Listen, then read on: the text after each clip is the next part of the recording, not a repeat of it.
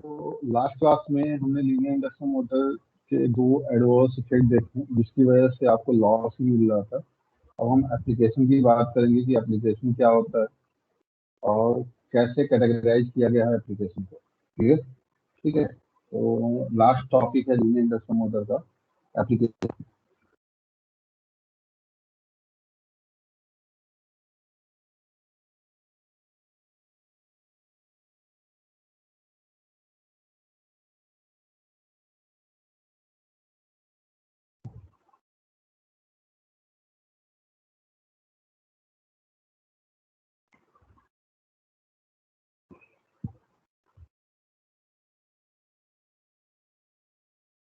ठीक है, LIM के क्या एप्लीकेशन होते हैं तो उसको हम देखेंगे। ठीक है, तो होता क्या है कि हम लीनियर इंडक्शन को या लीनियर इलेक्ट्रिक मोटर को तीन कैटेगरी में डिवाइड करते हैं यहाँ पे। ये तीन कैटेगरी क्या होती हैं, एप्लीकेशन बेसिस पे इसको डिवाइड करते हैं। एक होता है आपका फोर्स मशीन,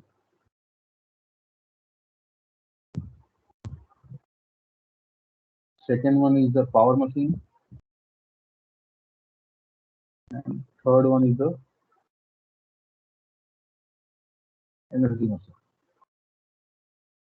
इन तीन एप्लीकेशन में इसको डिवाइड किया गया।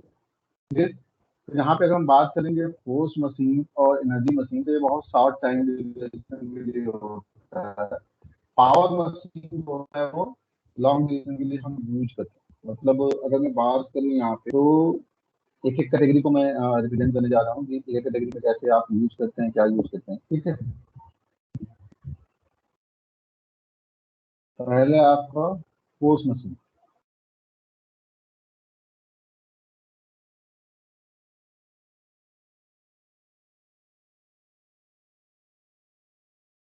फोर्स मशीन जो होते हैं वो बहुत ही शॉर्ट ड्यूटी मशीन होती है। तो ये फोर्स मशीन होता है LIM बेस्ड जो भी एप्लीकेशन है इसका आपके यूज में आता है, तो ये शॉर्ट ड्यूटी मशीन होता है। शॉर्ट ड्यूटी मशीन का मतलब क्या हो गया, बहुत कम समय के लिए इसको यूज करना होता है।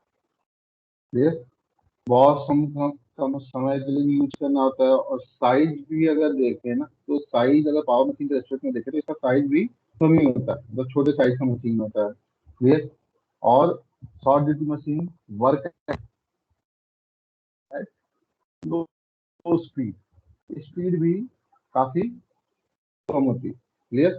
ठीक है, तो इस मशीन में इफिशियंसी का उतना ज्यादा रोल नहीं होता है क्योंकि साइज भी छोटा होता है, जैसे मैंने बताया स्मॉल साइजेज होते हैं, स्मॉल साइजेज।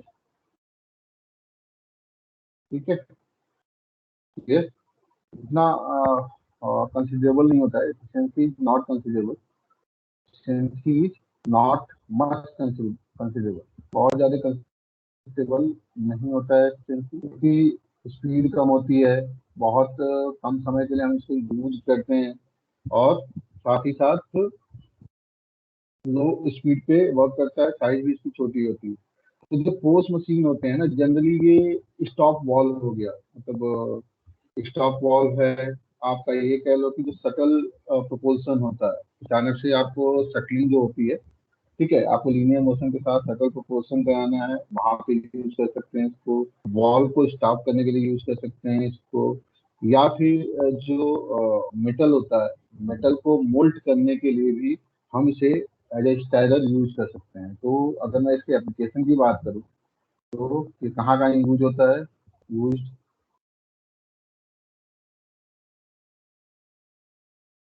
जो इसके यूजेज हैं वो कहाँ कहाँ है, as a subtle propulsion. Clear. ठीक है, वॉल को स्टॉप करने के लिए फॉर स्टॉप वॉल,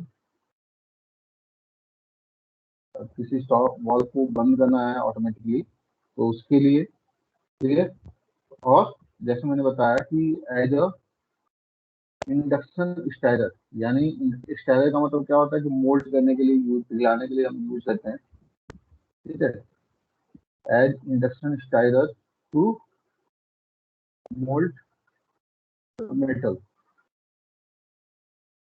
ठीक है, तो इसका जो यूज है वो मतलब लिमिटेड प्लेसेस पे है। ठीक है, तो फोर्स मशीन बहुत ही कम समय के लिए यूज होता है, लो स्पीड पे वर्क करता है, साइज छोटी होती है, एफिशिएंसी इतना कंसिडरेबल नहीं होता है क्योंकि लो साइज ऑफ मशीन होता है। ठीक है, बहुत कम समय के लिए हम इसको यूज करते हैं। तो इसका एप्लीकेशन क्लियर हो गया आपको? फोर्स मशीन कैटेगरी क्लियर हो गई। Yes sir. हम आगे यस सर। बढ़ते हैं पावर मशीन। पावर मशीन ये आप आसपास देखते भी होंगे, ये उतना कन्वेंशनल नहीं है तो आपने कहीं देखा नहीं होगा ज्यादा, लेकिन जो पावर मशीन कैटेगरी है इसको आपने देखा है। ये पावर मशीन ऑब्वियस सी बात है कि ये क्या होगा, ये कॉन्टिन्यूअस ड्यूटी मशीन है, यानी कॉन्टिन्यूअसली ये वर्क मोड में होगा ही होगा। क्लियर? ठीक है, तो इसको हम क्या बोलते हैं, कॉन्टिन्यूअस ड्यूटी मशीन।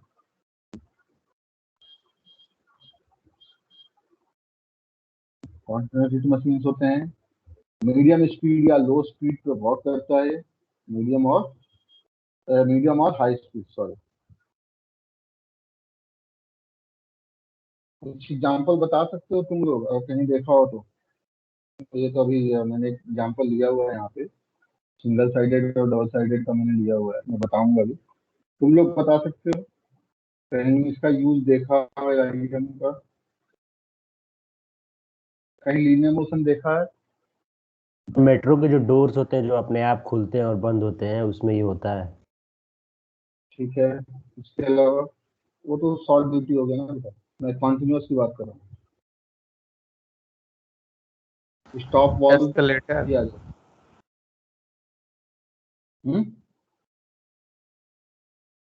हेलो? सिर्फ पंप्स वगैरह में यूज होता है। हाँ, जो इलेक्ट्रोमैग्नेटिक पंप होते हैं वहाँ यूज होता है। गुड। और कन्वेयर्स पे हो सकता है सर। हाँ, कन्वेयर्स पे भी हो सकता है। और इसके अलावा हम्म हेलो, कोई बोल? और इसके अलावा क्या हो सकता है, और क्या देखा है, मतलब कहीं कहीं लीनियर मोशन तो देखा होगा ना। कन्वेयर्स हो गया, चलो दिखा है, ठीक है, कन्वेयर्स मतलब लिफ्ट भी आ गया उसमें, लेकिन लिफ्ट में तो हम जनरली रोटेटिंग के ही काम पे लेते हैं। ठीक है, हॉलर्स। हॉलर्स भी आ जाएगा। ठीक है, जो इलेक्ट्रिक हॉलर्स होते हैं वो भी आ जाएंगे। इसके अलावा क्रेन, ट्रैवलिंग क्रेन्स होते हैं, कभी कोई मतलब ये मनसा देवी वगैरह गए हो ना, वही तो गया होगा। हेलो? Yes sir. हरिद्वार या फिर कहीं और जहाँ पे yes sir. Travelling yes sir. Crane. ठीक है, वो भी एक एग्जाम्पल है। ठीक है, इसके अलावा जो एक मैग्नेटिक लेविएशन का जो इफेक्ट होता है उसकी वजह से आजकल हाई स्पीड ट्रेन की बात की जा रही है। हाई स्पीड ट्रेन में हम रोटेटरी मशीन यूज नहीं करते, वहाँ पे लीनियर इंडक्शन मोटर ही यूज किया जाता है। क्लियर? तो आप ये भी बोल सकते हैं कि हाई स्पीड रेल ट्रैक्शन, जो आपके हाई स्पीड रेल ट्रैक्शन होते हैं वहां पे भी इसको यूज करते हैं। हॉलर्स का मतलब ये जो थ्रस्ट मशीन आप बोलते हैं ना, थ्रस्ट मशीन जो खुदाई करती है एकदम अंदर तक, वो लॉन्गिट्यूडनल भी मूव करता है और आपका रोटेट भी करता है। कई सारे कटिंग टूल्स भी होते हैं वो केवल और केवल लॉन्गिट्यूडनल ही मूव करते हैं। ठीक है ना, तो ये सारी चीजें हैं। ठीक है, तो मेन जो रोल है इसका कॉन्टिन्यूस स्पीड मशीन का, जो कि मीडियम और हाई स्पीड पर वर्क करता है, यहाँ पे फ्रीक्वेंसी मायने रखती है, लोड के अकॉर्डिंग जो भी होता है। मेन क्या है कि आप अगर जो देखे हैं ना ट्रैवलिंग ट्रेन आपने देखा है, हाई स्पीड रेल ट्रैक्शन की बात करूं तो अभी मैं हाई स्पीड पे आता हूँ, क्या होता है वो मैग्नेटिक लेविएशन का कॉन्सेप्ट वहां पे निकल के आता है, वहां पे व्हील्स नहीं होते।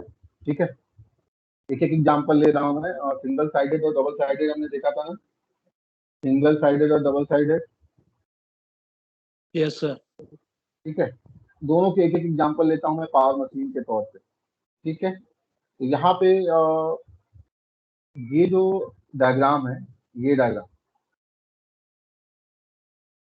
ये जो एग्जांपल दिया है मैंने, ये एक ओवरहेड ट्रैवलिंग क्रेन है।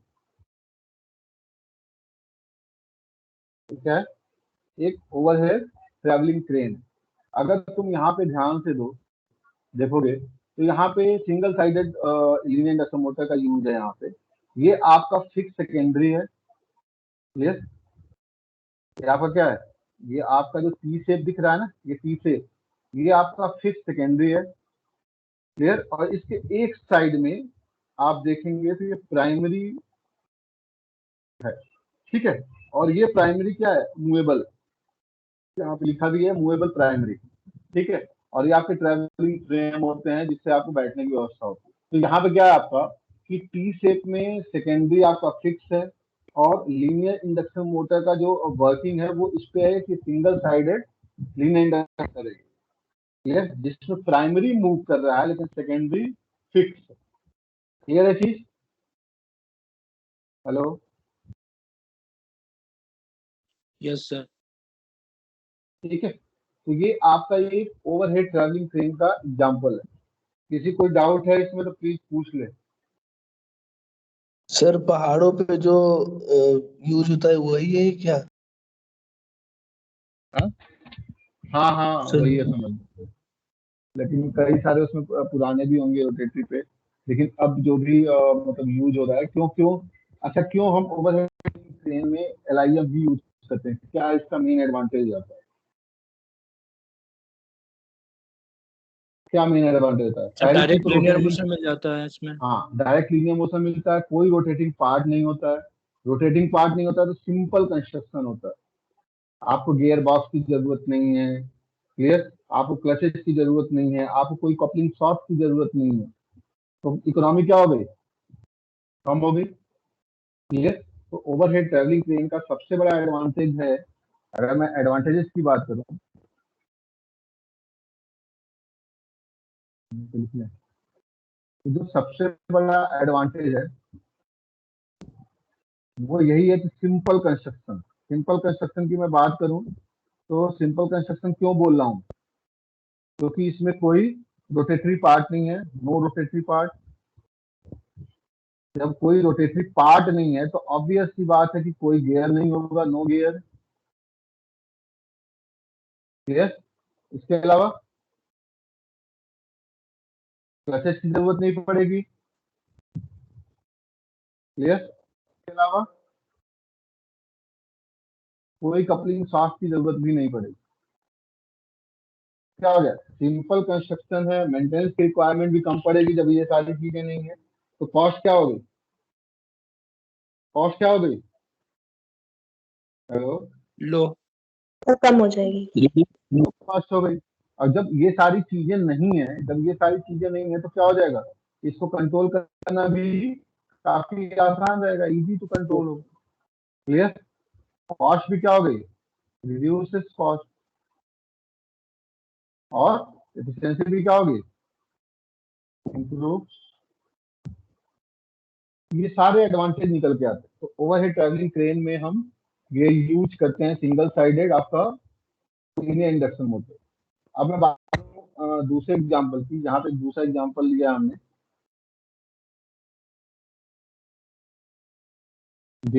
ये लिया हमने डबल साइडेड, यानी ये आपका क्या था? ये आपका था SSLIM का एग्जांपल, और ये आपका हो गया ये DSLIM का एग्जांपल। ये एक हाई स्पीड ट्रेन है। हाई स्पीड ट्रेन का मतलब क्या होगा कि आप रोटेटिंग कॉन्सेप्ट के जो मशीन होते हैं ट्रेन को चलाने के लिए, वो एक लिमिटेड स्पीड तक कर सकते हैं। मतलब अगर मैं बात करूं यहाँ पे, तो अगर आपकी speed greater than 300 kilometre per hour, अगर इसके ऊपर ये स्पीड जा रही है, क्लियर, तो आप क्या करेंगे? आप यूज करेंगे, क्योंकि ये हाई स्पीड ट्रेन हो गई। क्लियर?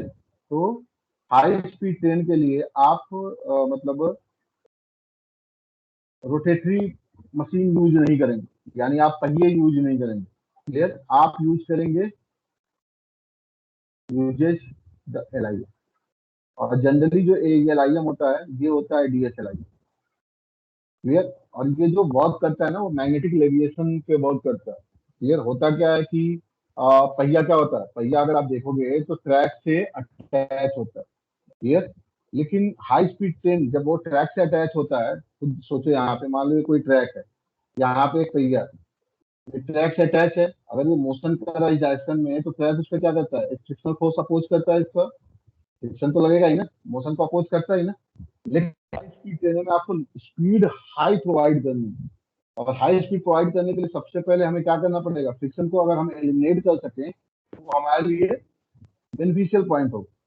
ठीक है, तो ये एक डीएसएलआईएम का एग्जांपल है, जिसमें क्या है, आपको खुद दिख रहा होगा यहाँ पे क्या है, अगर तुम देखो यहाँ पे, तो ये फिक्स सेकेंडरी है जो ट्रैक के साथ अटैच है, जो टी शेप का सेकेंडरी है, ये ट्रैक के साथ अटैच है।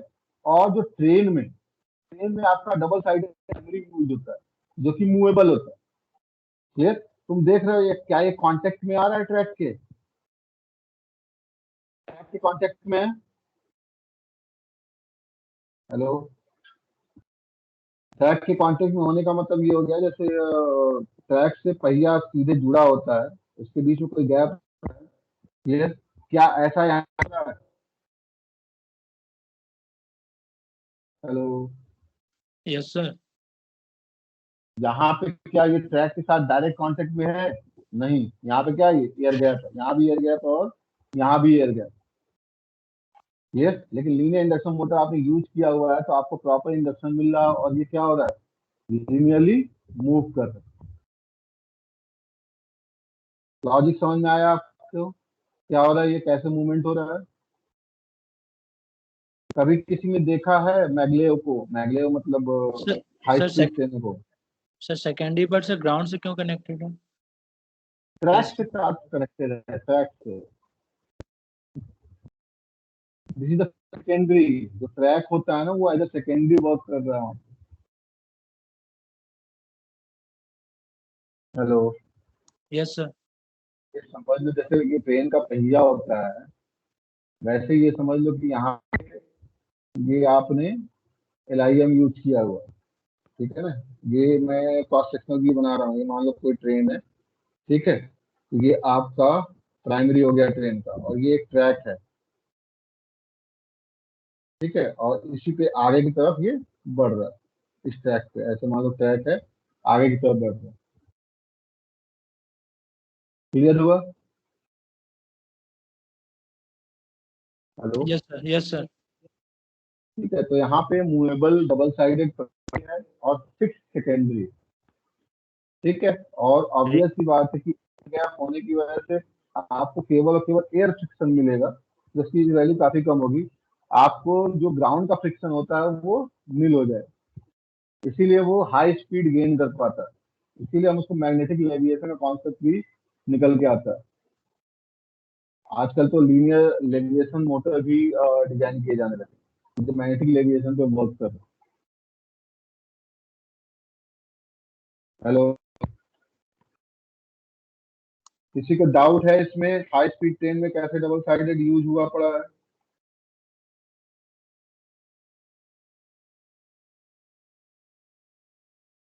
अभी भी डाउट हो तो प्लीज पूछ लो। सर ये लगा कहाँ होता है, व्हील के ऊपर?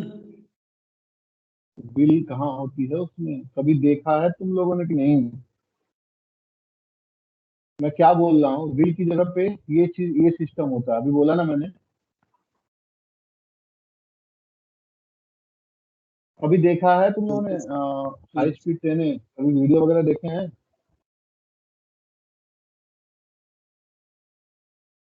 हेलो, समझ गया सर। एक बार वीडियो देखना और क्लियर हो जाएगा। ठीक है ना, क्योंकि ट्रैक पे वो रहता नहीं है, हमें फील होता है कि ट्रैक पे चल रहा है, लेकिन ट्रैक और उसके बीच में एयर गैप मेंटेन होता है। अभी आप हाई स्पीड में अगर अपनी गाड़ी भी चलाते हो ना, तो लगता है ना हवा से बातें करने लगे हो, फीलिंग आती है कि नहीं आती है? लगता है कि यस सड़क के सर, ऊपर थोड़ा सा हम आ रहे हैं, ऐसा फील होता है कभी कभी। फ्रिक्शन कम हो जाता है स्पीड की वजह से। हाँ, ठीक है, तो लॉजिक वही है, मैग्नेटिक लेविएशन का कॉन्सेप्ट इसीलिए आता है। तो आपको क्लियर हुआ होगा कि एप्लीकेशन क्या क्या है। नेक्स्ट है आपका एनर्जी मशीन। थर्ड कैटेगरी क्या है, एनर्जी मशीन। एनर्जी मशीन भी शॉर्ट ड्यूटी मशीन होती है।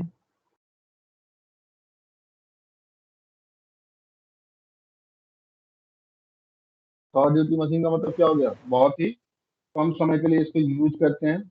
ठीक है, तो एक्चुअली जब एलआईएम रोल में आया ना, तो एलआईएम लीनियर इंडक्शन मोटर जब रिसर्च में आया, तो रिसर्च की जो स्टार्टअप हुआ ना, वो इलेक्ट्रो पुल्ड, मतलब इलेक्ट्रो पुल्ड का मतलब क्या हो गया कि कूलिंग डिवाइस एक तरह से क्रिएट करना। ठीक है, तो वो उस पर रिसर्च हुआ, वो एनर्जी मशीन कैटेगरी में ही आता है कि वो एक एक्सीलेटर की तरह वर्क करता है। ये ठीक है, और एक्सीलेटर का मतलब क्या हो गया, बहुत ही कम समय के लिए वो एक्सीलेटर की तरह वर्क करेगा। ठीक है, जैसे मान लो कि आपको बहुत हाई प्रोजेक्टाइल मोशन चाहिए, हाई प्रोजेक्टाइल मोशन के लिए अब कि आपको क्या चाहिए, शॉर्ट टर्म के लिए बहुत हाई एक्सीलरेशन भी चाहिए हो। क्लियर? ठीक है, तो उसके लिए एनर्जी मशीन यूज किए जाते हैं जनरली। अगर हम बात करें इसको, एनर्जी मशीन यूज होता है अगर मैं ऑटोमोबाइल इंडस्ट्री में जाऊं, तो वहां पे जो क्रैश टेस्ट होता है ना, क्रैश टेस्ट के बारे में सुना है तुम लोगों ने? हेलो, क्रैश टेस्ट सुना है यस कभी? सर, सुना है। गाड़ियों का crash test, crash test word सुना है कभी? Yes sir. तो आजकल मतलब क्रैश टेस्ट के बारे में सब गाड़ियां अपना मतलब एडवर्टीजमेंट देती ही देती हैं। टाटा बोलता है कि हम सबसे अच्छा मतलब मजबूत गाड़ी बनाते हैं, ये सारी चीजें तो किस पे बेस होता है, वो क्रैश टेस्ट पे बेस होता है। और ये क्रैश टेस्ट हम परफॉर्म कैसे करते हैं, ये कैसे परफॉर्म करते हैं, बाई एक्सीलरेटिंग द कार। बहुत ही शॉर्ट टाइम के लिए एक्सीलरेटिंग द कार्स हो गया, लॉरी हो गए, जो भी हो गया। क्लियर? आप इस क्रैश टेस्ट को परफॉर्म करते हैं कार पे, लॉरी पे। ठीक है, ये कैसे परफॉर्म होगा कि आप उसे अचानक से बहुत ही ज्यादा एक्सीलरेशन प्रोवाइड करें, और ये चीज आप एनर्जी मशीन के थ्रू ही करते हैं। यानी इंडक्शन मोटर वहां पे यूज होता है। क्लियर? लेकिन वो एनर्जी मशीन के कैटेगरी में आते हैं क्योंकि शॉर्ट टाइम के लिए आपने एक्सीलरेशन प्रोवाइड किया और आपने देखा कि क्रैश टेस्ट कैसे परफॉर्म हो रहा है। जैसे अगर तुम्हें याद आ रहा हो तो ट्रांसफार्मर के लिए मैंने बताया था कि जो आपका इलेक्ट्रिक आर्क स्ट्राइक करता है, क्लियर, उससे आपका ट्रांसफार्मर कितना सेफ रहेगा कितना नहीं रहेगा, उसके लिए हम क्या करते हैं, एक्स्ट्रा हाई वोल्टेज टेस्टिंग करते हैं लैब में। क्लियर? और बहुत मतलब मेगा वोल्ट पे वो टेस्टिंग करते हैं, लेकिन बहुत शॉर्ट ड्यूरेशन के लिए करते हैं, ताकि हम ये देख सके कि कितने समय तक ये वाइंडिंग या ये ट्रांसफार्मर उसको झेल सकता है। क्लियर? तो प्रोटेक्शन स्कीम ही होता है, क्योंकि आपको भी पता है कि इलेक्ट्रिक आर्क नेचुरल होता है, वो कहीं से भी स्ट्राइक कर सकता है। तो सेम लॉजिक यहाँ भी है, क्रैश टेस्ट हम परफॉर्म करते हैं किसी भी कार वगैरह पे। ठीक है, तो उसको परफॉर्म करने के लिए हम एनर्जी मशीन कैटेगरी में लीनियर इंडक्शन मोटर को यूज करते हैं। क्लियर? ठीक है, इसके अलावा जो एनर्जी मशीन कैटेगरी में यूज होता है, और ये बहुत ही हर मतलब फ्रिक्वेंट यूज है अभी इसका, एज एक्चुएटर, एज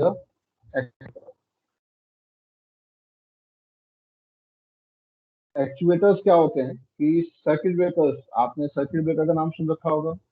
अभी पावर सिस्टम 2 चल रहा है, आप आगे सर्किट ब्रेकर तो यस सर। पढ़ेंगे भी। ठीक है, तो ये सर्किट एज एक्चुएटर वर्क करते हैं for high voltage circuit breaker. जो आपके हाई वोल्टेज सर्किट ब्रेकर होते हैं, हाई वोल्टेज का मतलब क्या हो गया, पावर ट्रांसमिशन में जो यूज होता है। यस, तो हाई वोल्टेज सर्किट ब्रेकर के लिए ये एज एक्चुएटर, एक्चुएटर का मतलब क्या हो गया, मतलब कॉन्टेक्ट को एस्केलेट कराना, ताकि सर्किट ब्रेकर अगर फॉल्ट हो तो रिले सेंस करने के बाद बहुत जल्दी फ्रिक्वेंटली वो सर्किट ब्रेकर ऑपरेट हो जाए। क्लियर? हेलो,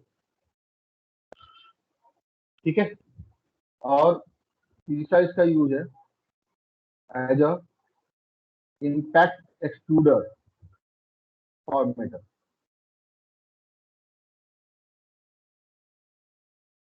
अगर मेटल को एक्सट्रूड करना हो, ठीक, बहुत कम समय में, तो उसके लिए भी हम इसको यूज करते हैं। ठीक है, तो मेरे ख्याल से आपकी ये कैटेगरी क्लियर हुआ होगा। तो basically force machine, power machine है, एनर्जी मशीन है। जो आप कन्वेंशनली देखते हैं वो पावर मशीन ही देखते हैं आप आसपास में जो यूजफुल हो रहा है। ठीक है, अदरवाइज तो लेबोरेटरी में या R&D में बाकी सारी चीजें चलती रहती हैं, कई कई छोटी छोटी इंडस्ट्री में भी यूज होते हैं। मेरे ख्याल से आपको क्लियर हुआ होगा कि एलआईएम का एप्लीकेशन क्या है। मुझे कुछ पूछना है एप्लीकेशन में?